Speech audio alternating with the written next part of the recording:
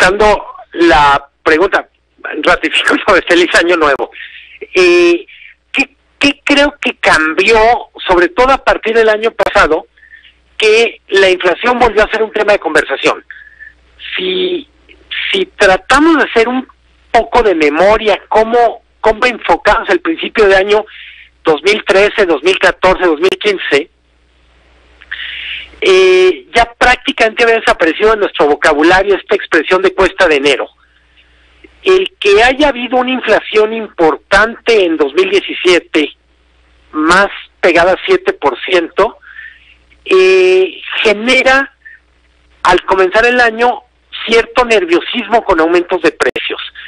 Una parte de los aumentos de precios son reales, están ya operando, y la otra son parte de este proceso de especulación. Cuando una de las acciones importantes de productores de tortilla anuncia que está en puerta un aumento del precio de la tortilla, básicamente lo que nos está recordando, número uno, que ya no existe un precio oficial, un tope al precio de la tortilla, y que el precio va a depender literalmente de cómo las fuerzas del mercado lo determinen.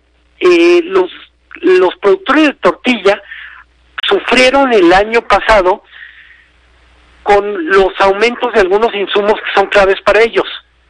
No solo el maíz, que hay que recordar el precio del maíz se expresa en dólares, sino el del gas natural y el de la electricidad. En particular, el gas natural, que subió más de 30% a lo largo de 2017, es un insumo muy importante en la operación de la tortillería. Entonces, no sabemos de qué tamaño va a ser el alza en el precio de la tortilla. En primer lugar, porque no va a haber un precio único, cada tortillería definirá literalmente cuánto le puede pagar el mercado, pero lo que sí sabemos es que viene un aumento, y que el aumento refleja el incremento de costos que tuvieron la cadena maíz-tortilla a lo largo del 2017. Que, como ya lo mencionas, el precio del gas se ha disparado en los últimos meses del 2018. También ya se habla, incluso los diferentes portales informativos daban cuenta de incrementos en los precios de la gasolina, que va como una cadena, va de la mano provocando incrementos en otros productos, con el argumento de que pues la gasolina es indispensable para poder transportar esos productos, y al subirle el costo al productor, pues hay que llevar este incremento al consumidor. Pemex, por lo pronto, a lo largo de este día generó un comunicado en donde asegura que se mantendrá la política de precios graduales de combustibles que se aplica desde hace un año en el país. Por ello, rechaza cualquier comentario especulativo al respecto de supuestos incrementos en los mismos. Reitera que la fórmula que determina los precios de las gasolinas y diésel al mayoreo en México contempla mecanismos que reducen su volatilidad. ¿Cómo leer esto cuando también estamos ya ante una liberación de los precios de las gasolinas y ante un mercado que se abre? A ver, el comunicado de Pemex de alguna manera genera algo de confusión más que aclarar. Sí ocurrió un aumento del precio, pero se especulaba de que iba a haber más aumento, es decir, la gasolina ya subió. Y depende de lo que cada quien entienda como gradual, pero el alza es de un poco más de 6%, y que equivale entre 50 y 70 centavos por litro. Eso ya está ocurriendo, no es, ahora sí, no está en la imaginación. Lo que aparentemente metió mucho ruido, sobre todo el día de ayer, es que una de las asociaciones de gasolineros habla de que, adicional a este aumento que ya fue, podría haber otros aumentos más bien relacionados con el margen que cada estación de servicio, cada gasolinera tiene para fijar el precio al público. Pero vamos a decir, el precio de la gasolina subió en buena medida porque hubo un ajuste en la forma en que se calcula el IEPS, que es uno de los componentes del precio de la gasolina. No sé si estoy diciendo claro. Sí, desde luego. Sí, desde luego, te escuchamos, Luis Miguel. Sí. Entonces, lo que creo que el comunicado de Pemex fundamentalmente trata de enfatizar la idea de que no se justifica una especie de seguidilla de nuevos aumentos de la gasolina, pero insisto, ya arrancamos el año con un alza de gasolina y es muy importante tener claro eso. Más incrementos aparte del que ya se registró. Sí, eso es lo que de alguna manera Pemex está diciendo, eso no va a ocurrir o no hay razones para que ocurra. Platicábamos hace unos días en este mismo espacio contigo acerca de lo que viene en este año también por la reforma fiscal de Trump que ya se le aprobó y que desde luego va a repercutir para los mexicanos. Y si a esto le sumamos que es un año de elecciones, me parece que el panorama se complica todavía un poco más para los que vivimos de este lado de la frontera de los Estados Unidos, ¿no? Sí, yo diría que 2018 va a ser un año con muchas incertidumbres. Es reforma fiscal, es tratado de libre comercio, yo añadiría inflación a este tema de incertidumbres y por supuesto incertidumbre política.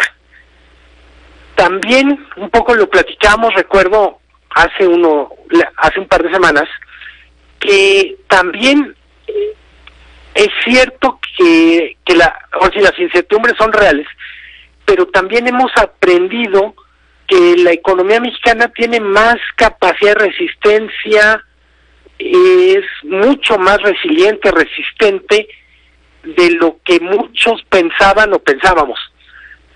Si vemos todo lo que pasó a lo largo de 2017, lo que vale la pena destacar es, frente a muchos riesgos o amenazas, la economía mexicana se comportó razonablemente bien, en algunos casos muy por encima de lo que cualquiera hubiera pronosticado a principios de 2017.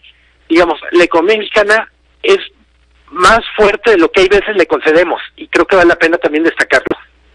Eso es muy importante porque viene, ya lo comentábamos, una época electoral, estamos en una época de precampañas, en breve comenzarán las campañas, pero este año tendremos un nuevo presidente y mucho se habla acerca de lo que puede pasar con la posible llegada de Andrés Manuel López Obrador, si es que las encuestas que hoy lo ponen a la cabeza tuvieran la razón y él fuera el próximo presidente de México. ¿Qué representaría esto para la economía mexicana? También de alguna manera son alarmistas todos aquellos que dicen que podría haber una convulsión severa de nuestras finanzas, o realmente pues, no pasaría nada, a lo mejor la incertidumbre de los primeros días y después estaríamos cerrando este año que recién comienza con una estabilidad como la que desearíamos que se registrara. Para ser franco, Oscar, tengo la impresión que hay muchas versiones de López Obrador en el aire, incluso en algún sentido impulsadas por él mismo. No sabemos si quien llegara, en caso de que las votaciones lo favorecieran, sería un Andrés Manuel moderado o un Andrés Manuel, si lo podemos decir así, con ganas de deshacer todo el trabajo de institucional en por ejemplo, en las reformas estructurales. Entonces, para poder saber qué efecto tendría la llegada eventual de López Obrador, lo primero que tendríamos que tener claro es cuál de los López Obrador llegaría a la presidencia. Si el antirreformas, el más contestatario frente a las instituciones, o si sería una versión moderada de él, más parecida a la que gobernó la Ciudad de México. Insisto, él mismo no nos ayuda y veces a decodificar cuál de sus facetas está pensando para gobernar México, ¿no? Incertidumbre precisamente podría generar un inicio de un posible mandato de Andrés Manuel López Obrador de incertidumbre en donde los mercados reaccionaran de manera negativa. Sí, a ver, para decirlo con todas las letras, a la economía, a los inversionistas no les gusta la incertidumbre. de ningún tipo. Evidentemente se sentiría mucho más fuerte sería mucho más, habría mucho más volatilidad en caso que llegara López Obrador que si llegara cualquiera de los otros candidatos. Eso podemos darlo por hecho. También es cierto que la volatilidad, digamos, expresada en algunas semanas, no necesariamente marca el clima de un sexenio. Tendríamos que ver qué decisiones toma, qué es lo que anuncia, cómo se comporta. Tenemos dos casos en Sudamérica que vale la pena, y no me refiero a Venezuela. Ollanta Humala en Perú. Ollanta Humala llega a Perú, a la presidencia de Perú, desde una especie de izquierda radical, y en el gobierno se vuelve uno de los presidentes más ortodoxos en términos de política económica que tuvo América Latina en el último lustro. Y otro caso que creo que vale la pena poner en perspectiva es el de Lula. Lula contiende 3 veces por la presidencia, no le gustaban los mercados, y lo cierto es que Lula se vuelve un presidente que es capaz de conducir la economía brasileña a buen puerto durante prácticamente 8 años. El mayor reproche a Lula a la vuelta del tiempo no tiene que ver con heterodoxia económica, tiene que ver con corrupción.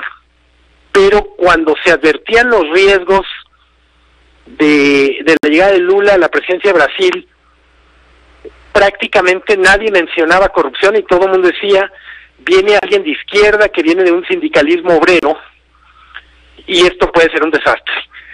La verdad es que fue un presidente mucho más proempresarial de lo que nadie se hubiera imaginado. Pues bien, con este panorama, con esta breve radiografía de lo que se espera para el 2018, esta cuesta de enero, en julio, que ya sabremos quién será el próximo presidente de nuestro país, con todo esto, ¿qué ves tú? ¿Un año en materia económica bueno, malo o, como dicen los doctores, de pronóstico reservado? Yo me quedaría más bien con de pronóstico reservado. Veo un año muy complicado, pero yo destacaría la economía mexicana, y cuando digo la economía mexicana quiero decir las empresas, los hogares, las personas, los que los economistas llaman agentes económicos, han demostrado que son capaces de navegar en aguas muy turbulentas. Y en ese sentido cerraría mi comentario diciendo, veo muchas amenazas, veo riesgos, pero también veo factores para estar optimista y con fe en lo que los mexicanos pueden hacer para el 2018.